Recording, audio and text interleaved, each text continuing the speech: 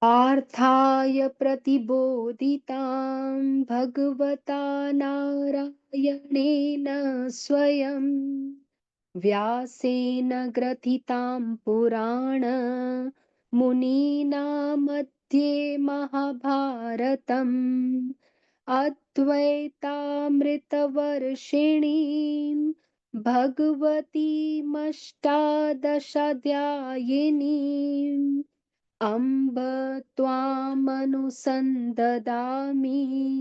भगवद्गीते भवद्वेषिणी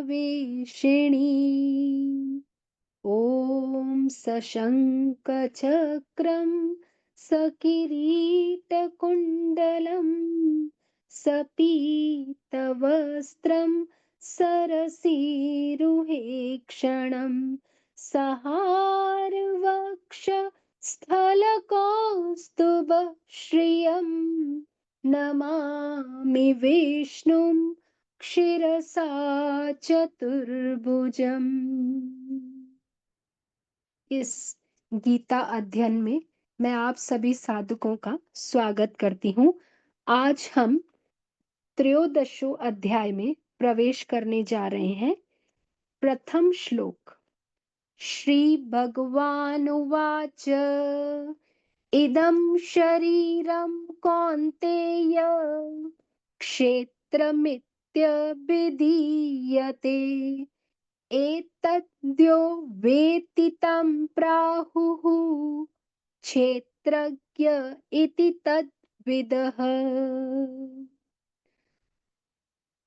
यह जो अध्याय है यह पूर्णता से सांख्य योग के बारे में हमें बताएगा।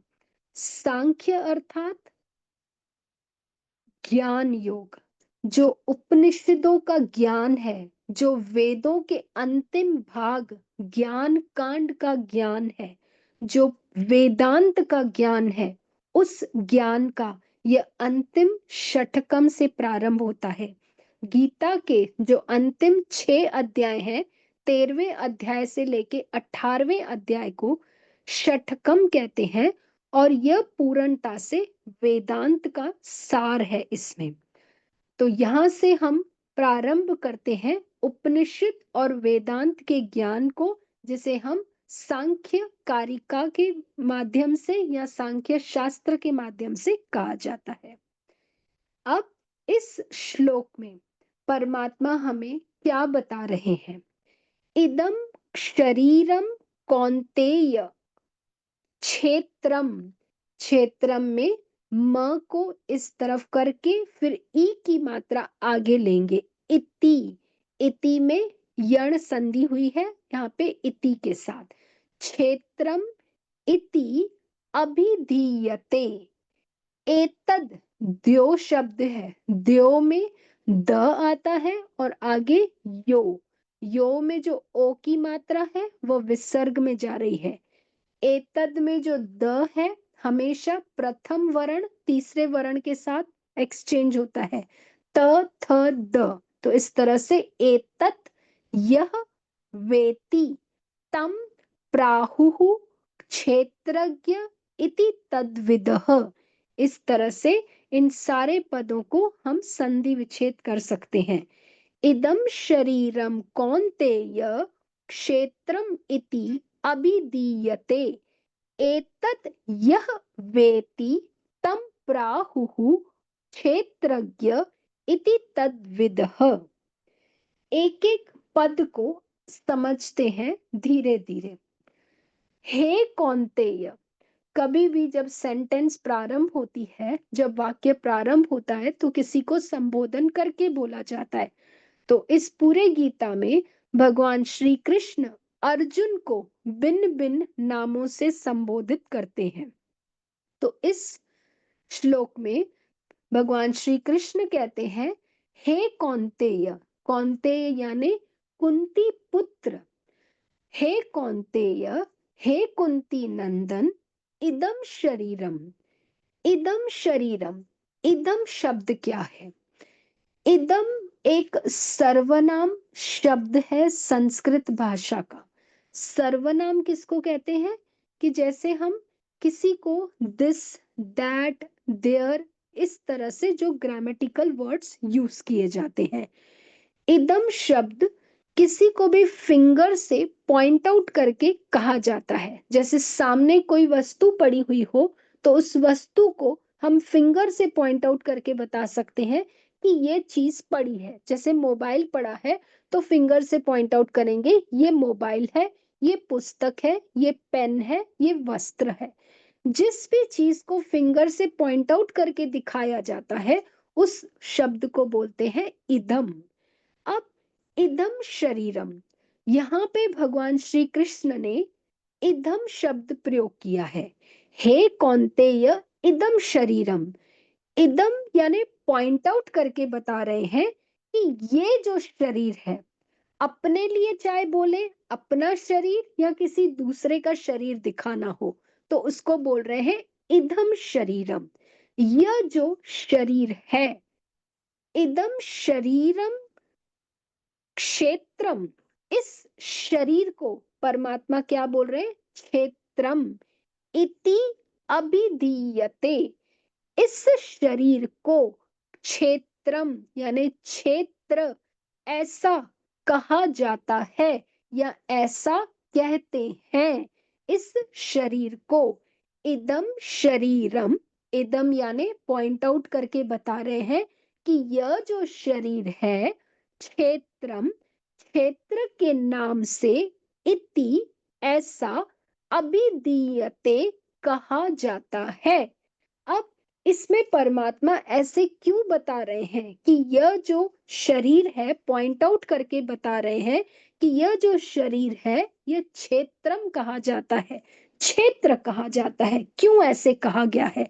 तो सबसे पहले इदम शब्द, अगर परमात्मा ये कह रहे हैं फिंगर से पॉइंट आउट करके कि यह शरीर जैसे अब हमारे सामने कोई पुस्तक पड़ी है, फिंगर से हम पॉइंट आउट करके दिखा रहे हैं यह पुस्तक, तो यह पुस्तक यानी पुस्तक और मैं भिन्न है, मैं अलग हूं, पुस्तक अलग है। सामने पेन पड़ी है, मैंने पेन को दिखाया, यह लेखिका यानी यह पेन, तो पेन अलग है, मैं अलग हूं। सामने कोई वस्त्र पड़े हैं, फिंगर से दिखाया ये वस्त्र, वस्त्र अलग है, मैं अलग हूं। तो यहाँ भगवान श्री कृष्ण इदम शरीरम के कहने का क्या तात्पर्य है? इदम यानी यह शरीर मतलब सीधा सीधा अर्जुन को बता रहे हैं कि शरीर और तू अलग हो, ये दोनों एक नहीं है। जिसको तू समझ रहा है कि मैं शरीर हूं, उससे तू भिन्न है, उससे तू अलग है। तो इसलिए यहाँ पर ये शब्द का प्रयोग आया है इदम, कि यह जो पॉइंट आउट कर रहा हूं मैं शरीर को, यह शरीर अलग है। जैसे किसी भी वस्तु को हम इदम से दिखा रहे हैं तो उसका कहने का यही तात्पर्य होता है कि यह चीज अलग है और जिसको मैं दिखा रहा हूं मैं अलग हूं। यानी जो मैं देख रहा हूं स्वयं दृष्टा हूं और जो वस्तु दिख रही है वो दृश्य है। तो इसी तरह से यह जो शरीर है, यह शरीर मेरा दृश्य है, यानी मेरी देखने की वस्तु है और मैं स्वयं देखने वाला हूं। तो अर्जुन को कह रहे हैं इदम शरीरम, यह जो शरीर है यानी तू जो दृष्टा है और यह जो तेरा देखने वाला शरीर, इस शरीर को क्षेत्रम इस नाम से कहा जाता है। अब शरीर, इदम शरीरम, इदम से हम अच्छे से समझ गए कि यह पॉइंट आउट करके दिखाया गया तू अलग है, यह शरीर अलग है। अब शरीर, शरीर को अगर पूर्णता से विचार करके कहा जाए तो हमें सबको ज्ञात है 3 प्रकार के शरीर होते हैं जो हमें सामने दिखाई दे रहा है। स्थूल शरीर जो हमारे अनुभव में आता है, हमारी भावनाएं, सारे हमारे इमोशंस, हमारे विचार, हमारे जितने भी थॉट्स हैं, उन सब में क्या है? सूक्ष्म शरीर, जो कि पंच ज्ञान इंद्रिय, पंच कर्म इंद्रिय, पंच प्राण, मन और बुद्धि, इन 17 तत्वों से बना है यह सूक्ष्म शरीर। और इन स्थूल और सूक्ष्म दोनों शरीरों का जो कारण है, जो ओरिजिनल कॉज है, उसको कहते हैं कारण शरीर। और ये तीनों शरीर अपनी अपनी अवस्थाओं से गुजरते हैं। जागृत अवस्था, जिसमें तीनों शरीर अपना अपना कार्य करते हैं। तीनों शरीर जागृत अवस्था में साथ रहते हैं और साथ में कार्य करते हैं। जब स्वप्न अवस्था होती है तो उस समय स्थूल शरीर सो जाता है, यानी स्थूल शरीर का कार्य नहीं होता है। हम फिजिकल बॉडी से कुछ भी चीजों को परसीव नहीं करते हैं, लेकिन हम सूक्ष्म शरीर और कारण शरीर दोनों ही एक्टिव रहते हैं। अपने सूक्ष्म शरीर से हम सारी अपनी इंद्रियां जो कैप्चर की हुई होती हैं पिक्चर्स जागृत अवस्था में, उन्हीं को ही फोकस कर करके हम स्वप्न के ड्रीम की दुनिया में चले जाते हैं, और वासनाओं के साथ मिलकर वो अपने अपने हमको रूप और रंग से एक ड्रीम स्टेट ऑफ माइंड में हमें ले जाती हैं और बिन बिन पिक्चर्स दिखाती रहती हैं। तो सूक्ष्म शरीर में हमारे वासना सॉरी जब हमारा स्वप्न अवस्था होती है, तब सूक्ष्म शरीर और कारण शरीर दोनों एक साथ काम करते हैं। इसी तरह से जब हम अंतिम यानी सुषुप्ति में चले जाते हैं, डीप स्लीप में चले जाते हैं, तब केवल एक ही शरीर रह जाता है और वो होता है कारण शरीर, जो कि वासना है, जो कि अज्ञान है, जो कि अविद्या है। वहां पर हमें कुछ भी ज्ञात नहीं होता, लेकिन क्योंकि जो कारण शरीर है वह बिल्कुल आत्मा के नजदीक होता है, अपने ओन सेल्फ के उस ओमकार स्वरूप चैतन्य के बिल्कुल नजदीक होता है, तो उसका जो सतोगुण का प्रभाव है, उसका जो प्रकाश है, उसका जो आनंद है, वो उसके ऊपर छाने लगता है। इसलिए हमें डीप स्लीप में बहुत ही आनंद आता है, लेकिन अज्ञात अवस्था भी रहती है, अज्ञान की अवस्था भी रहती है। इस तरह से ये तीनों शरीर अपने इन तीन अवस्थाओं में वितरण करते हैं और उसी में ही अपना जीवन व्यतीत करते हैं। और इन तीनों शरीरों को ढकने वाला पंच कोश है। ये जो सारा शरीर फिजिकल बॉडी है, वह अन्नमय कोश है। इसके साथ भीतर जो प्राण हमारे चलते हैं, वह प्राणमय कोश है। माइंड मनोमय कोश है। आगे जो बुद्धि निश्चय करती है, वह हमारा विज्ञानमय कोश है। और अंतिम जो इस सब को सुख के रूप में अनुभव करता है, वासना रूप जो है, वह हमारा आनंदमय कोश है। इस तरह से ये पंच कोश इस शरीर को ढक के इस शरीर के साथ रहती हैं, और ये सारे कोश उस जीवात्मा को जैसे एक मयान में जैसे तलवार को डाला जाता है, उसी तरह से ये पांच कोश इस आत्मा को ढक के रखते हैं। तो इस तरह से भगवान श्री कृष्ण अर्जुन को इन दो शब्दों में स्पष्ट बताते हैं, इदम शरीरम, यह जो तेरा शरीर है, तू नहीं, यह जो तेरा शरीर है। इस तरह से यह तेरा, पहले तू अलग है। शरीर, तीन प्रकार का शरीर बताया, और यह तीनों शरीर कैसे अवस्थाओं में चलते हैं वह बताया। और यह शरीर किन कोशों के साथ तुझे ढक देता है, वह कोश भी बताए इस शरीर में। तो इन इदम और शरीर बताकर कहा, इसको क्षेत्रम कहा है। अब क्षेत्र क्या है? क्षेत्र किसको कहा जाता है? क्षेत्र एक रहने की जगह है, एक स्थान है, एक प्लेस है, एक मकान है। जैसे घर के भीतर अगर कोई मालिक रह रहा है, तो घर उसका कोटिंग है, ऊपर से उसको प्रोटेक्शन देता है, और भीतर मालिक रहता है। इसी तरह से आत्मा या चैतन्य इस शरीर के अंदर रहती है। तो आत्मा वह मालिक है जो रह रही है, और उसको कोट के साथ, कवर के साथ एक स्थान दिया जाता है, और वह है शरीर। तो क्षेत्र क्या है? ऐसा शरीर जो इस मालिक को कवर करके कोश की तरह उसे प्रोटेक्शन देकर अंदर रखता है। उसके अंदर वो आत्मा भीतर रहती है। तो रहने का स्थान क्षेत्र कहा जाता है। दूसरा, क्षेत्र धातु से बनता है क्षी। क्षी यानी क्षीयते, जिसका क्षय हो जाए, जो खत्म हो जाए। जैसे मकान है, मकान बनता है, मकान खत्म होता है। कोई भी भूमि पर स्थान बनाते हैं, वह खत्म हो जाता है। इसी तरह से जो भी क्षेत्र होगा वह हमेशा नाशवान होगा, खत्म होने वाले होगा। उसमें विकार आएगा, वह धीरे धीरे टूटेगा। तो इस तरह से क्षेत्र वह है जो क्षीण होता है, जो खत्म होता है। तीसरा, क्षेत्र खेत को भी कहते हैं। खेत यानी जैसे भूमि, हम खेती करते हैं, हम भूमि में बीज बोते हैं और बीज बो के हमें अच्छे और बुरे फलों की प्राप्ति होती है।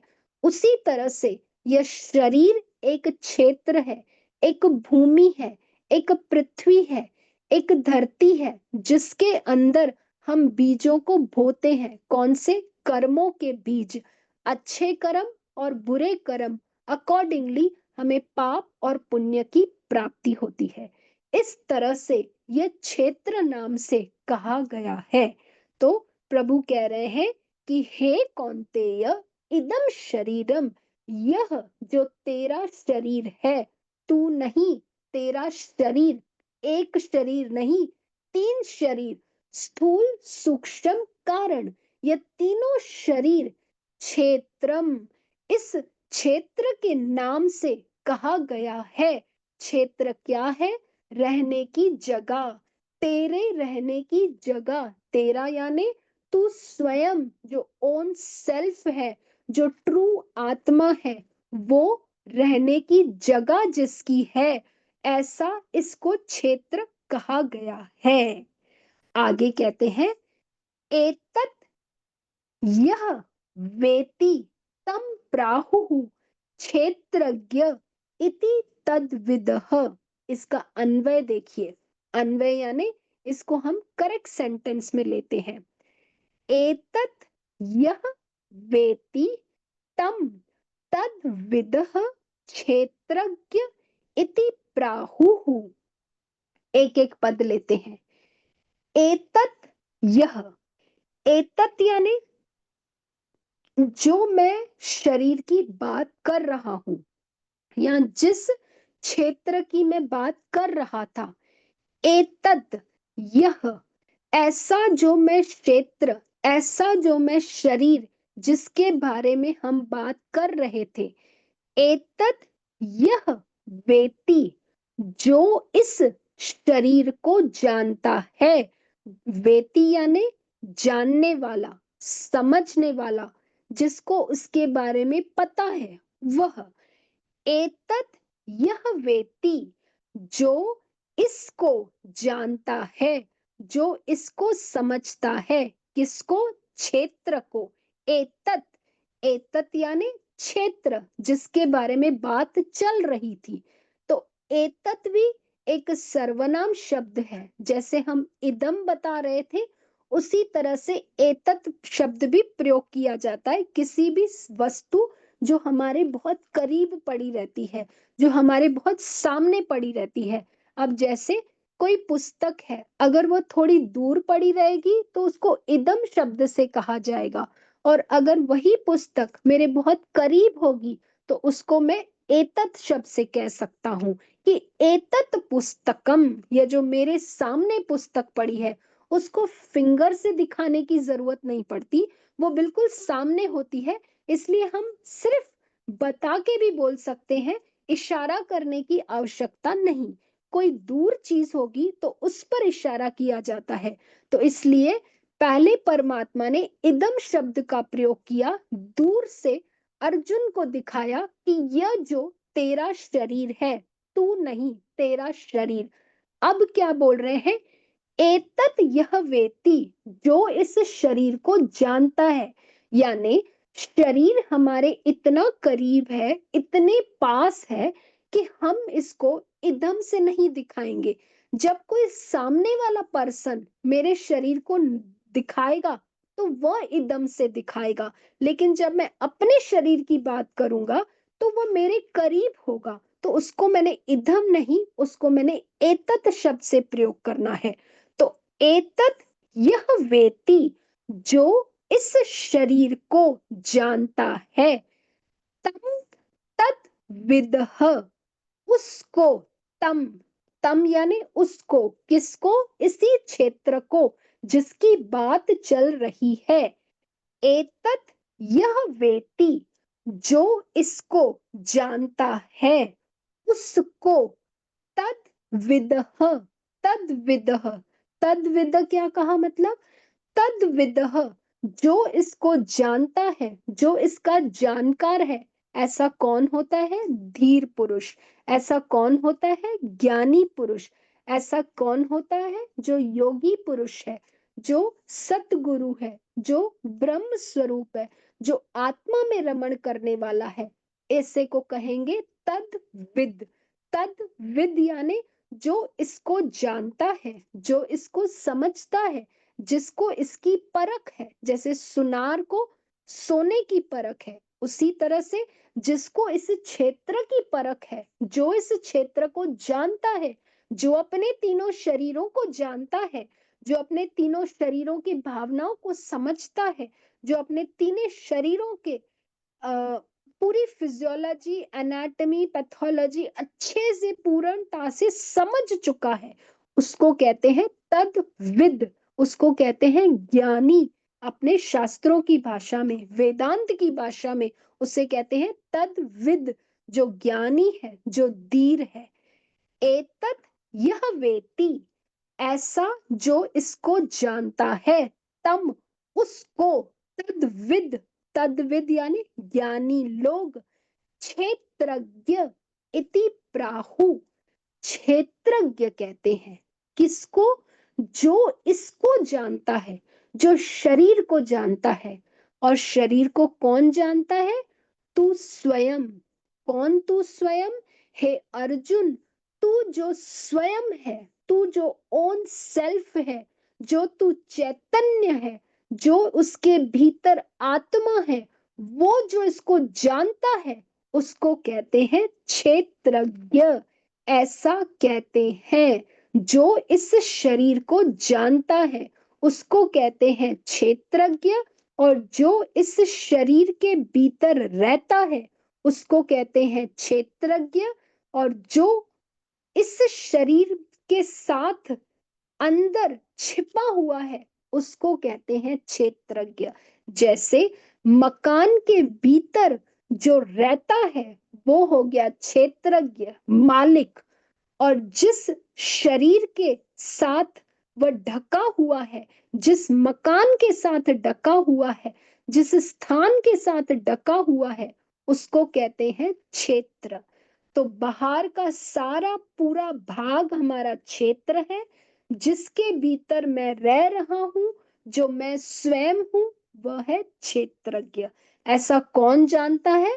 तद्विद, जो ज्ञानी पुरुष है वो जानता है। तो इस तरह से हम इन सारे एक एक पदों को समझ के अच्छे से समझ ले। कैसे व्याख्या करें? हे कुंती पुत्र अर्जुन, यह शरीर को क्षेत्र ऐसा कहा जाता है। इस क्षेत्र को जो जानता है उसको ज्ञानी लोग क्षेत्रज्ञ कहते हैं। यानी जो क्षेत्र को जानता है, जो शरीर का दृष्टा है, उसको हम क्षेत्रज्ञ कहते हैं। अगर हम चार्ट, जो वेदांत की चार्ट, बीएमआई चार्ट है, उसको याद करें, तो जो ओमकार है, जो सबको देख रहा है, वो हो गया क्षेत्रज्ञ। और उसके अलावा वासना से लेकर बीएमआई, पीएफटी, ओआईटी, ये सारा जो है ये है क्षेत्र। जो वासना रूप है इस सारे शरीर के साथ जो ढका हुआ है उसको कहेंगे क्षेत्र, और जो उसमें रह रहा है ओमकार स्वरूप, वो है क्षेत्रज्ञ। अब यह जो क्षेत्रज्ञ है इसी को जीवात्मा भी कहा जाता है, इसी को ही हम चैतन्य कहा जाता है, इसी को ही वह पुरुष कहा जाता है। कोई कोई उसे आत्मा कहता है, कोई कोई उसे जीव कहता है। अब ये कैसा है? यहाँ पर नीचे एक शब्द लिखा है, निरपेक्ष दृष्टा। ये निरपेक्ष दृष्टा क्या होता है, इसको समझते हैं। सापेक्ष और निरपेक्ष दो तरह के शब्द हैं। दृष्टा, दृष्टा यानी जो देखने वाला है, और जिसको देखता है उसको कहते हैं दृश्य। अगर हमारी आंखों में बाहर की चीजों को देखने की शक्ति है, तो आंख की शक्ति स्वयं की शक्ति नहीं है। आंख किसी की शक्ति को यूज करके बाहर की चीज को देखती है। वह शक्ति किसकी होती है? मन की शक्ति। मन अपनी शक्ति से काम नहीं करता, मन किसी की शक्ति को यूज करता है। वो किसकी शक्ति है? बुद्धि की। बुद्धि स्वयं की शक्ति नहीं, बुद्धि किसी की शक्ति को यूज करती है। वह बुद्धि के पास किसकी शक्ति होती है? वासना की। वासना स्वयं काम नहीं करती है, किसी शक्ति से चलती है। वह किसकी शक्ति है? वह है चैतन्य की शक्ति, आत्मा की शक्ति। यानी आत्मा जो है, जीवात्मा जो है, उससे किसी और की शक्ति की आवश्यकता नहीं, वो स्वयं की शक्ति से सारा कार्य करती है। उसको कहते हैं निरपेक्ष दृष्टा। और जो किसी की शक्ति को यूज करके उसका सहारा लेके काम करता है, उसको कहते हैं सापेक्ष दृष्टा। जो अपने आप देखता है, जिसके पास अपना प्रकाश है, वो है निरपेक्ष दृष्टा। और जो किसी की शक्ति को यूज करके, किसी के प्रकाश को यूज करके काम करता है, उसको कहते हैं सापेक्ष दृष्टा। तो पूरे शरीर में जो क्षेत्र है वो सारा ही सापेक्ष है, और जो जीवात्मा है वह निरपेक्ष है। वह किसी को आवश्यकता नहीं, वो स्वयं हर चीज का दृष्टा बनता है। यानी जो ओमकार है, जो ट्रू सेल्फ है, वह वासना को भी देखता है, शरीर को भी देखता है, मन को भी देखता है, बुद्धि को भी देखता है, इंद्रियों को भी देखता है, बाहर के सारे ऑब्जेक्ट्स विषयों को भी देखता है, अपने विचारों को भी देखता है, अपनी सारी भावनाओं को भी देखता है। लेकिन ओमकार को देखने के लिए हमें किसी और प्रकाश की आवश्यकता नहीं, क्योंकि ओमकार स्वयं प्रकाश है। इसलिए ओमकार निरपेक्ष दृष्टा है। जो सुप्रीम कॉन्शियसनेस है वह निरपेक्ष दृष्टा है, और बाकी जो है वह सब सापेक्ष दृष्टा है। तो इस तरह से पहले इस श्लोक में भगवान श्री कृष्ण अर्जुन को दो शब्दों से अवगत कराते हैं, एक क्षेत्र और एक क्षेत्रज्ञ। यह जो पूरा शरीर है, तीन शरीर, स्थूल सूक्ष्म कारण, ये तीनों शरीर क्षेत्र है। और इसके भीतर जो आत्मा रूप से विराजमान है, जो परमात्मा रूप से विराजमान है, जो जीवात्मा रूप से विराजमान है, वह क्षेत्रज्ञ है। दूसरे शब्दों में समझे तो यह जो शरीर है, यह एक मंदिर है, और इस मंदिर के भीतर जो जीवात्मा है, वह हमारी उस मंदिर में रहने वाले भगवान है। उसके रहने वाली वह मूर्ति है जिसको हम पूजते हैं, जिसके लिए हम सारा कार्य करते हैं। अगर हम अन्न खाते हैं तो शरीर के लिए, लेकिन भावना कैसी होनी चाहिए कि यह जो अन्न है इस मंदिर के थ्रू उस परमात्मा को ही जाए, उस जीवात्मा को ही जाए। तो हमारे इस शरीर में वह पूजा हो जाएगी कि इस मंदिर के अंदर वह परमात्मा ही विराजमान है, और हम नित्य जो भी इस शरीर से रिलेटेड कार्य करें वो सब उस परमात्मा के लिए करें। अगर हम सुबह उठ के नहाते हैं, इस शरीर को धोते हैं, निलाते हैं, तो हमारे इस मंदिर को साफ करके उस परमात्मा के स्वरूप को हम, जो स्वयं शुद्ध है, इस शरीर को शुद्ध करके उस परमात्मा तक पहुंचने का प्रयास करते हैं। तो जब हम भोजन करते हैं तो वह भी उस परमात्मा के लिए ही करते हैं। तो सारा कार्य इस मंदिर के अंदर उस परमात्मा की पूजा ही, ये उपासना है, ये एक अनन्य भक्ति है। तो इस तरह से आज हम इस श्लोक को यहीं विराम देंगे। मैं अपनी वाणी को यहीं विराम देती हूँ। आगे हम दूसरे श्लोक में कल प्रवेश करेंगे। सभी को ओम नमो नारायण।